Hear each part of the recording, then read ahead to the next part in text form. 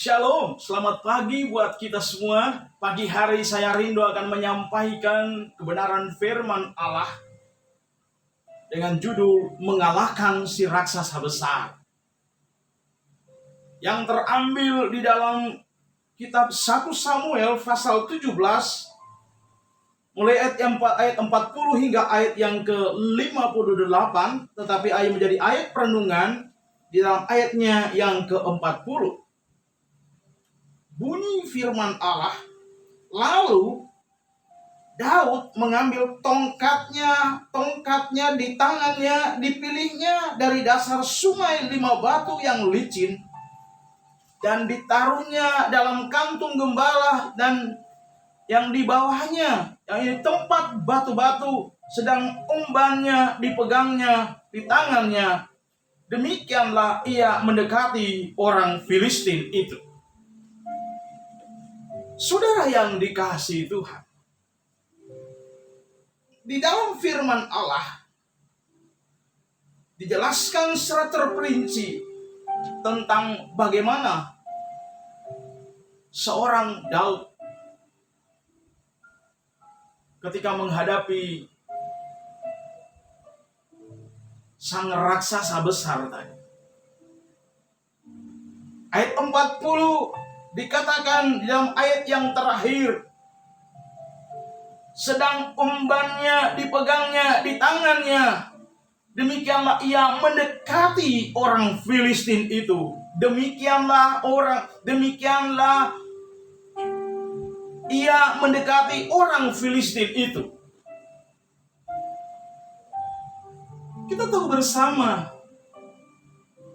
siapa Daud. Dari postur tubuh, perbandingannya dengan Goliat sangat jauh, saudaraku. Goliat seorang pemimpin Filistin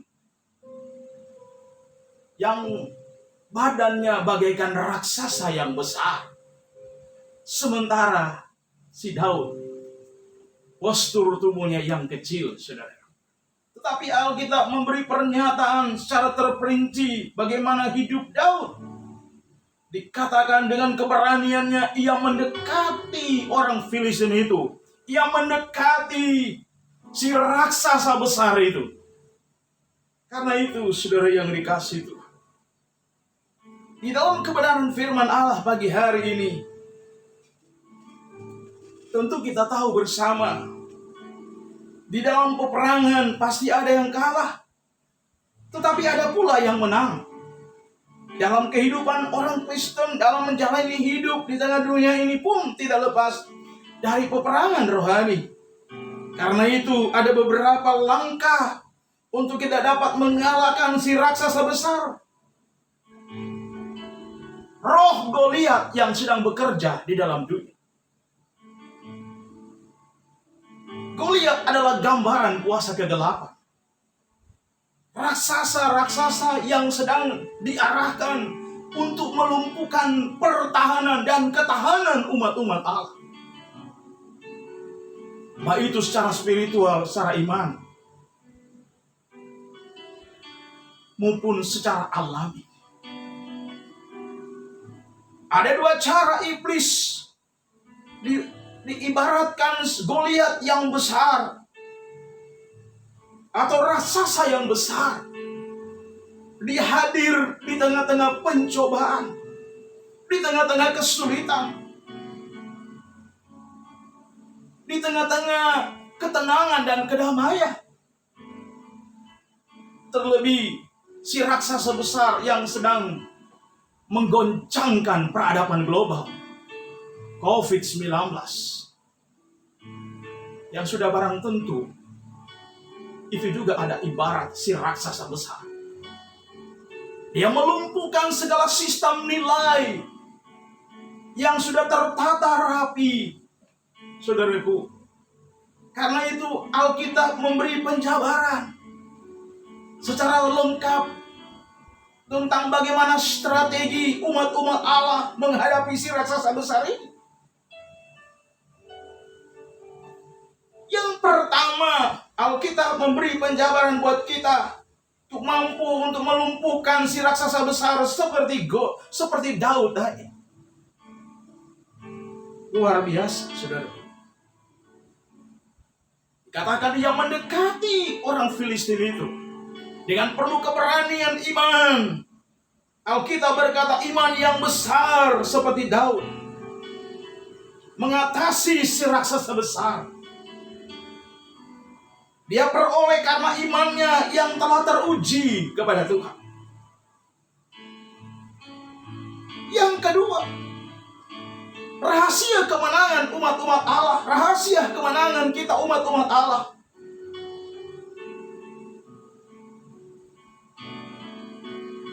Karena mengasihi Allah dengan sepenuh hati. Meski tubuh Daud untuk melawan si raksasa Goliat tadi tidak seimbang, tetapi Allah tidak melihat rupa orang. Alkitab berkata dalam 1 Samuel pasal 16 ayat 7, Allah tidak melihat rupa orang. Daud itu tidak ada apa-apanya. Dia adalah kecil, tidak berdaya.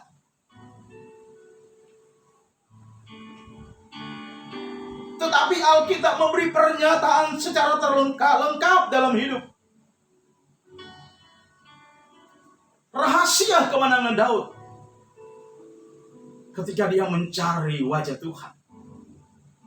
Rahasia kemenangan orang-orang percaya ketika kita mencari wajahnya setiap saat. Dalam 1 Tawarik pasal 16 ayat 10 sampai 11. Ketika Daud mencari hadirat Allah. Yang ketiga kita perlu dan harus berapi-api. Bukan orang yang lemah, bukan orang yang patah semangat. Tetapi orang yang bersemangat. Bagaikan api yang membara, memperhatikan kehormatan alam. Sebagaimana yang dilakukan oleh Daud. Luar biasa. Dia bersemangat. Menghargai, memperhatikan kehormatan Allah Israel. Luar biasa.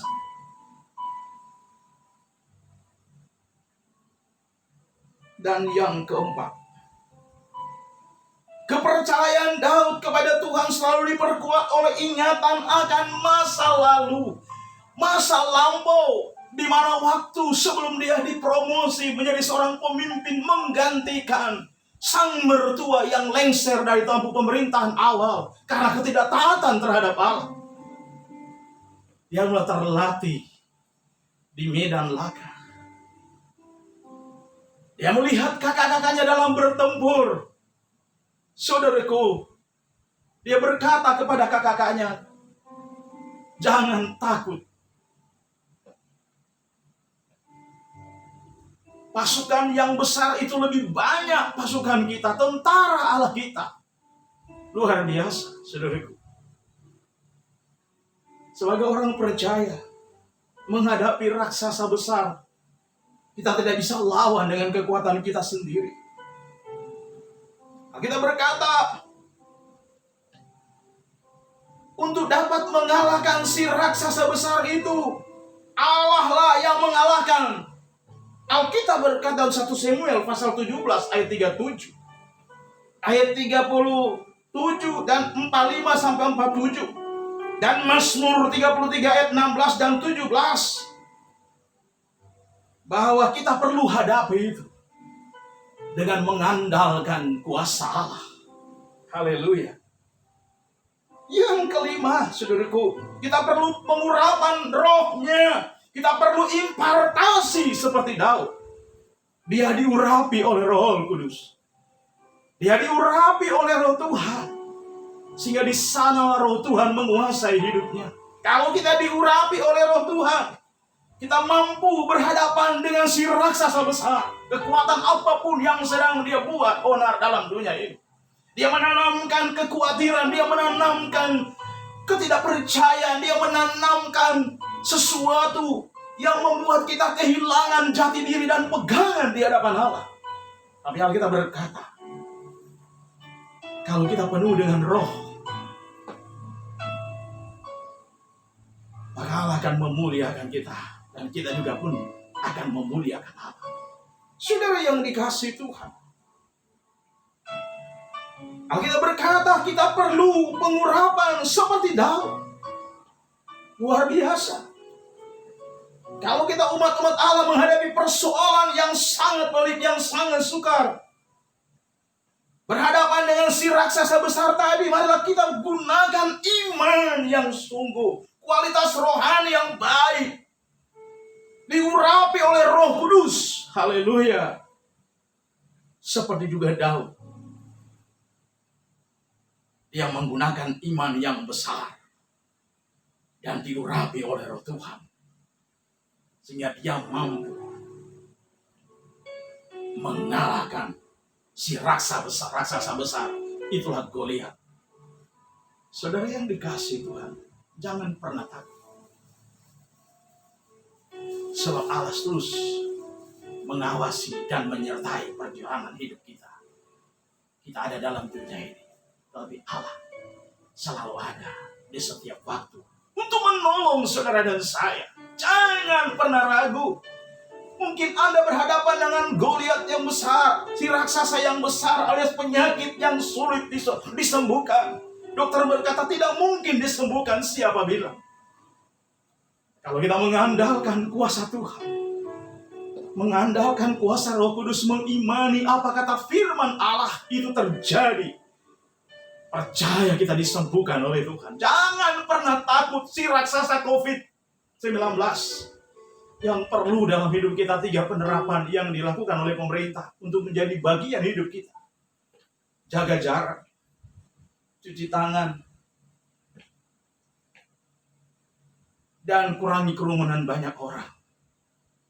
Tip yang jitu tentunya kita hargai, sebab pemerintah juga adalah wakil Allah. Karena itu, jangan pernah takut si raksasa besar.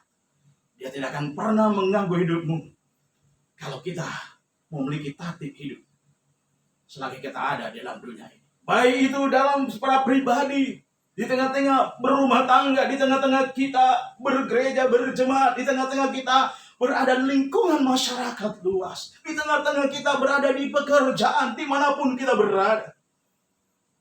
Saudara, kita punya iman, kita punya kualitas hidup sebagaimana Daud memiliki kualitas hidup. Inilah kebenaran firman Allah yang kami sampaikan pada pagi hari ini. Mari kita tunduk kepala, kita berdoa. Bapa yang baik, dalam nama Tuhan Yesus Kristus, Juru Selamat kami tahu Bapa, bahwa si raksasa besar senantiasa selalu ada mengganggu ketenangan hidup umat-umat Allah. Roh-roh Goliat selalu menanamkan nilai-nilai yang negatif terhadap umat-umat Allah. Dia menanamkan keraguan-raguan sehingga banyak umat-umat Allah lemah. Banyak yang gugur, banyak yang undur dari pengiringan kepada Tuhan. Tetapi kami percaya kalau kami mengandalkan kuasa Roh Kudus, kami punya iman yang berkualitas. Kami percaya kekuatan Tuhan selalu ada untuk memberi kami kemampuan untuk memagari kami. Kami mampu berhadapan si raksasa besar itu dengan keberanian iman, karena dalam peperangan kehadiran Tuhan yang paling utama. Kami tahu Bapa, kami sadar betul sebagai manusia kami tidak mampu tanpa bimbingan tuntunan kekuatan Roh Kudus Allah. Karena itu kami mohon, bimbinglah kami ketika kami ada dalam dunia ini. Sekarang kami dimampukan menjalani hari-hari kami lalui bersama dengan Tuhan oleh kekuatan Roh Kudus. Terima kasih Bapak.